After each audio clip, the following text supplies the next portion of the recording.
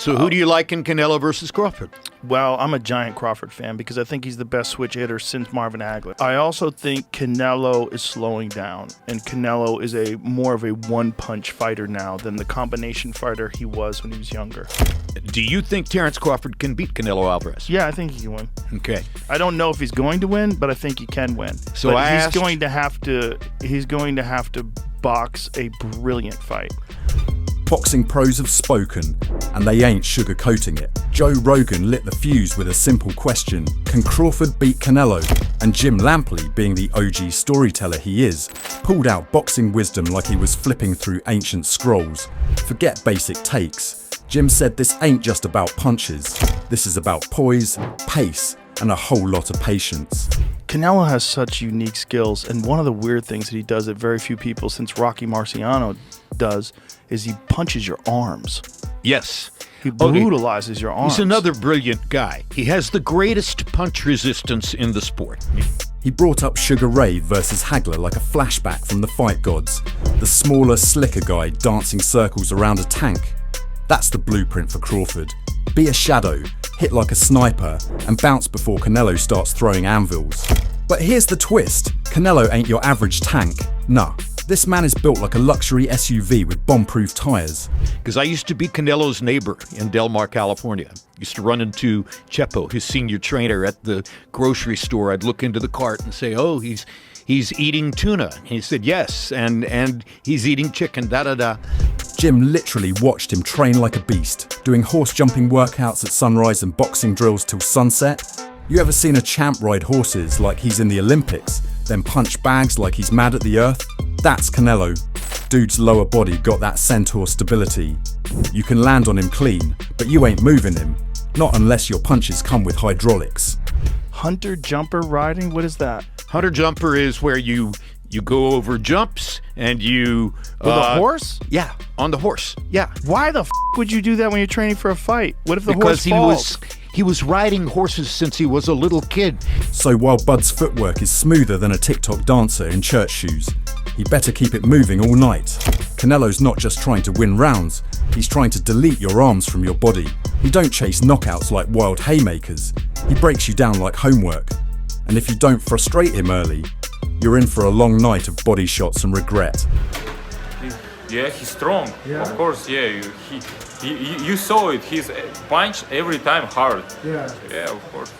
Your arm? How is it? Is it pretty bruised? Oh wow. Yeah. Damn. Aight, listen up. Terence Crawford just looked at Canelo's muscles, smiled, and basically said, "Cute flex, bro, but I ain't scared of no six-pack with footwork issues." Man sat across from the redhead assassin at dinner like it was chess night, not fight night, and didn't even blink. No rage, no mean mug, just calm killer energy. You're still worried about size. Crawford's been sparring big dudes like it's leg day every day. He said, "Canelo strong? Cool, so am I." I think that a lot of people is, over thinking the size advantage. Canelo is a strong fighter in himself, and he's a good puncher, but so am I, and fight night is going to be good. And he ain't bulking for show. Bud said folks are going to be shocked on fight night when they feel that hidden strength. That ain't confidence, that's a man who knows something we don't. He's not worried about being perfect for 12 rounds either. He said he's aiming for perfect, not depending on it. And when Bud says he's coming to take, not borrow, not ask nicely, that's legacy talk. That's put me on the Mount Rushmore type vibes. So if you think this is David versus Goliath, don't forget David had aim. And Bud, he don't miss. Your legacy fight, if you look back on your career, is this the one that would then stand out to you? This is the one. You say that it puts you at the top. Who would be your kind of Mount Rushmore of boxers? I don't know, I just know I got a position up there after this one. Aight, so after Crawford sat down with Canelo like it was a chill brunch and told the world he ain't worried about size or smoke, enter Manny Pacquiao. Boxing's Energizer Bunny turned wise old Jedi. And what's he say? "Yo bud, don't get cute trying to bulk up like the Hulk. Keep that speed tight, and them feet lighter than rent money on payday."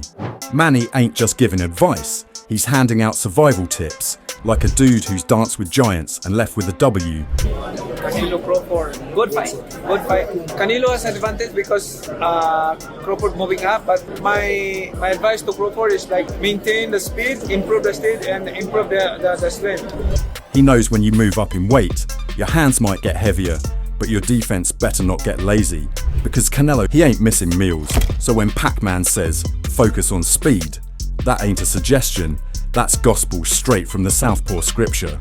Manny knows that one slip, one slow shuffle, and Canelo's hooking like he's trying to rip a rib out your chest. But better moonwalk, jab and glide like a welterweight ghost, or else that Mexican meat missile is gonna find a chin to land on. Because it's hard to go up in the high weight and maintain your speed. So speed is the key. Like he should focus on speed, footwork, and improve the power. And just when Pacquiao dropped his wisdom on speed and power, here comes Bill Haney slamming the table like your loud uncle at the cookout. Let's worry, man said it with his chest like he knows something the rest of us don't. Ain't talking about just head movement or left hooks, he talking damage control. Haney out here sounding like the neighborhood OG warning Bud like, hey lil homie, that redhead don't play fair. And when he brought up Dayon saying, the damage is done. You told Hunk, you said Canelo and Crawford. Yeah. Man, come on, man. That's the biggest fight, you know what I mean, in boxing right now. Canelo and Crawford. Crawford stepping up. Man, it's so big, you got Muhammad over there saying something about it. That's how big it is. Whew, that's not boxing talk. That's survivor testimony.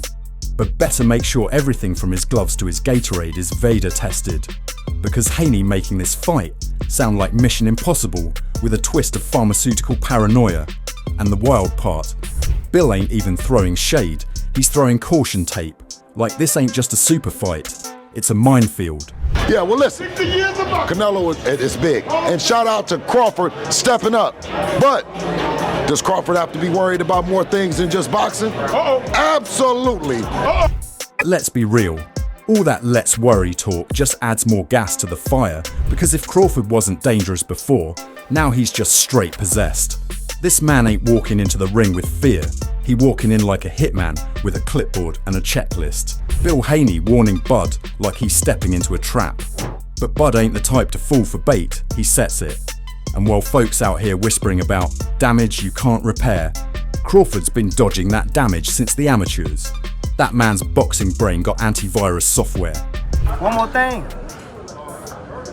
it don't matter if Canelo is on that. He ain't beat no Terence Crawford. You heard it here first. Plus, I look at the performances of Canelo. I look at his last performances. I mean, they've been all right, you know. It ain't been like, you know, wow. PED whispers, conspiracies, please. Bud too focused on legacy to flinch at that noise. He's coming for greatness like it owes him money. And he don't knock, he kicks the door down. Ain't no hesitation in his step, just calculated violence with a championship smile. Now let's get to the smoke. Canelo versus Crawford is pure cinema. It's that blockbuster clash where every punch means something, every round's a chess move, and the crowd don't blink. Canelo got the power of a wrecking ball and the patience of a sniper, but Crawford?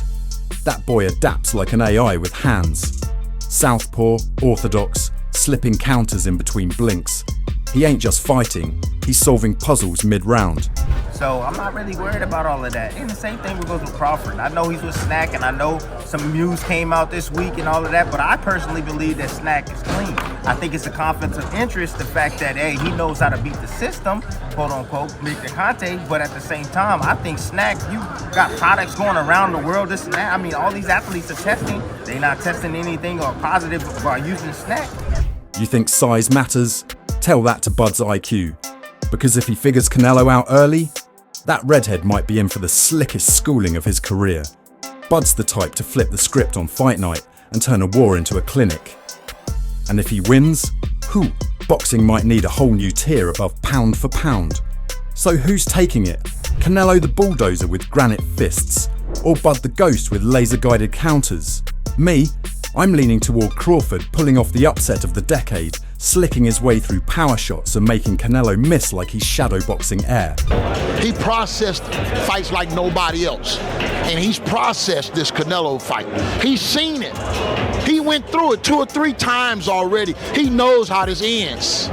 But hey, This ain't just my fight night fantasy, I want to hear your pick. Drop your predictions in the comments, Team Redhead or Team Bud. And for more savage breakdowns, wild takes and pure boxing chaos, make sure to like, share and hit that subscribe button. We don't just watch fights here, we live them.